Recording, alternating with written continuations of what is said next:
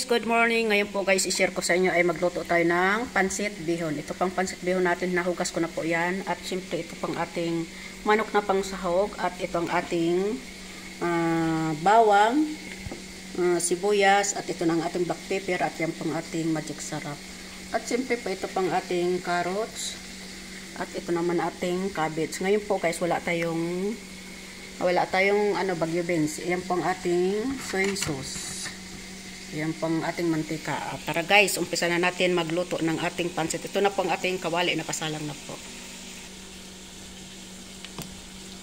At yan guys, lagyan na natin mantika ang ating kawali.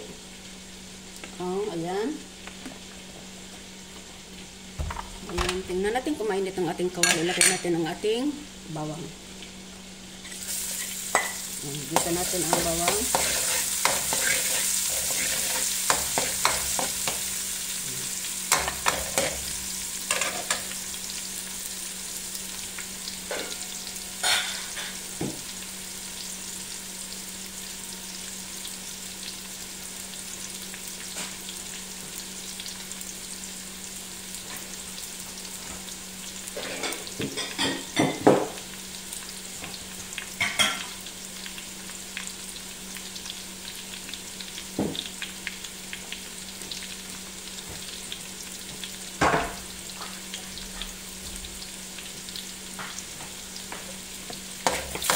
At yan po, golden brown ang ating bawang. Lagay na natin ang sibuyas.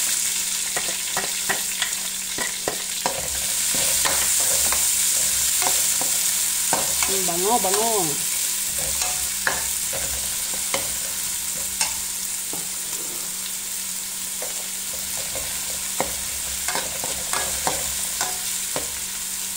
At lagay po natin ang ating manok.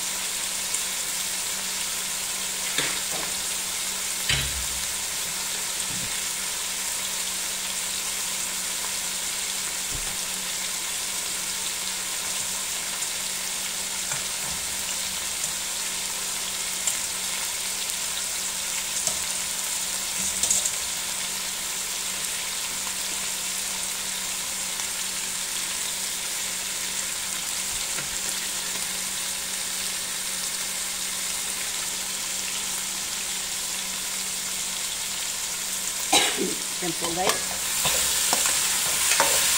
Haluin natin ang manok. Ayan guys, sapsikan po. At ngayon ay lagay natin ang ating black pepper at kunting asin.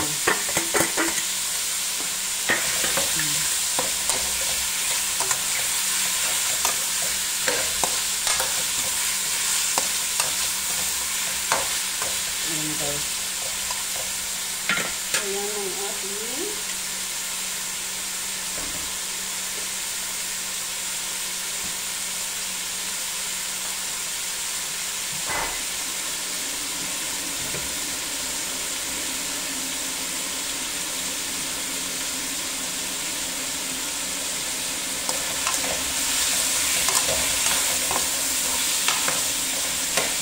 lagyan natin ng soy sauce.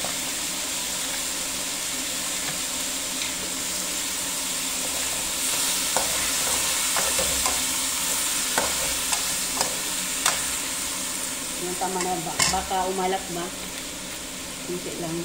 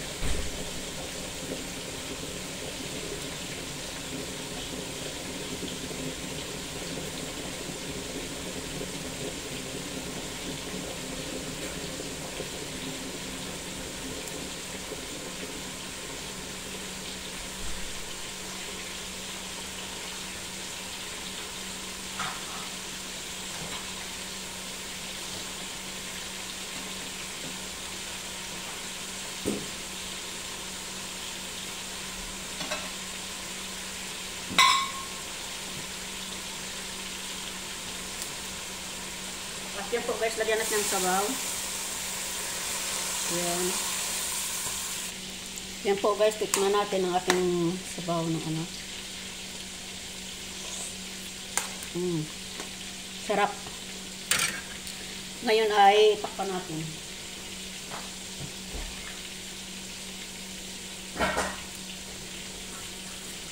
Takpan po muna natin para lumambot ang ating manok. Ayan po guys. Ayan guys, tingnan na natin ang ating diba? Ayan.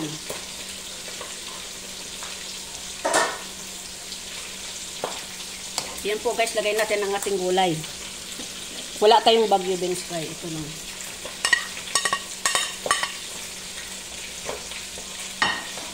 Ayan ang ating gulay ng ano. Lagay na rin natin dito. Tapos hanguin na lang natin para po mag-absorb ang ano, mga ingredients sa gulay natin. At mukhang kulang at ang ating sabaw. Para ito.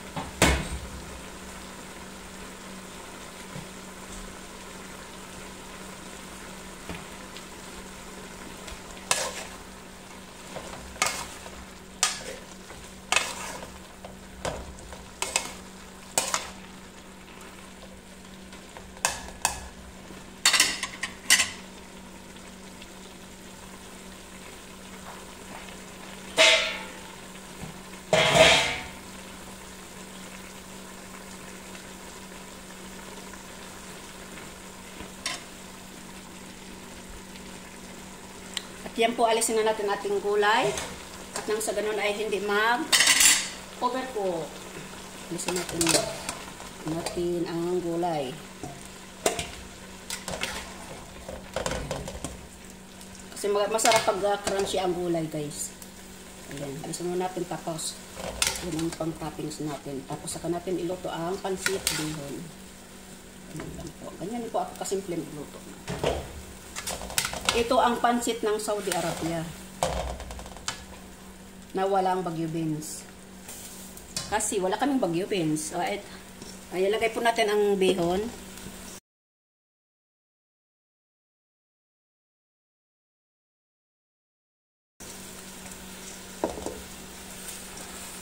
Ubos na natin. Ayan, haluin natin ang ating bihon.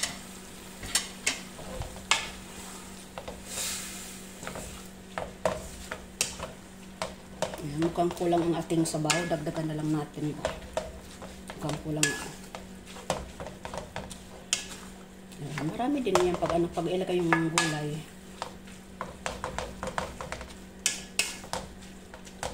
Ito, isa.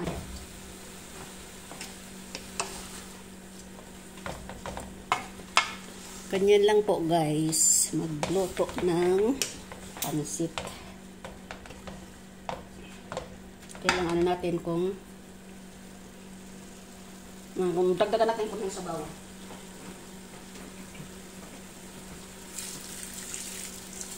Ayan, kasi matigas pa.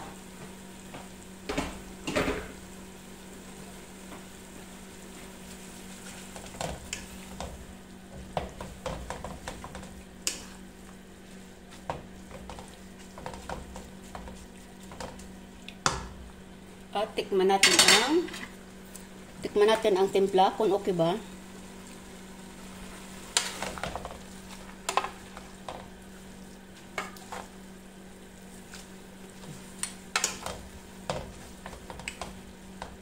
Marami din pala ang tatlong balot.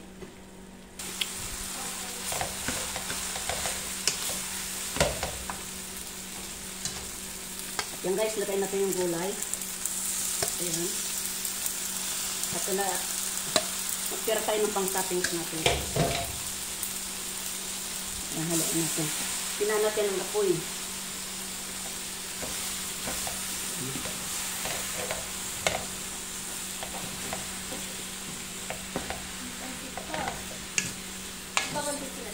Siyempre, birthday ko eh. Ayan guys. Ayan, luto na.